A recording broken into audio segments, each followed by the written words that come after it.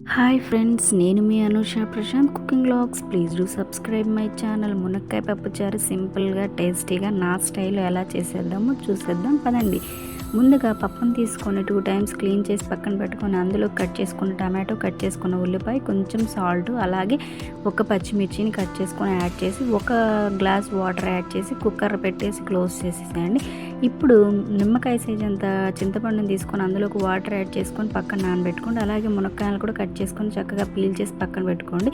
ఇప్పుడు cooker close చేసాం కదా, దాన్ని 4 to 3 విజిల్స్ రానిచ్చాక పప్పు చక్కగా కుక్ అవుతుంది. అది బాగా మెత్తగా వెనుపుకొని అందులోకి 1 స్పూన్ సాల్ట్, 1 స్పూన్ కారం, అలాగే మనం కట్ చేసి పక్కన పెట్టుకున్న మునక్కాయ ముక్కలు, అలాగే మనం చింతపండు నుంచి తీసిన చింతపండు గుజ్జుని కూడా పెట్టుకొని మళ్ళీ 2 to 3 విజిల్స్ పెట్టుకోండి. ఇప్పుడు మనం పోపు రెడీ చేసుకుందాం. ముందు కళాయి పెట్టుకొని అందులోకి 1 గరిటె ఆయిల్ యాడ్ చేసేసుకుందాం.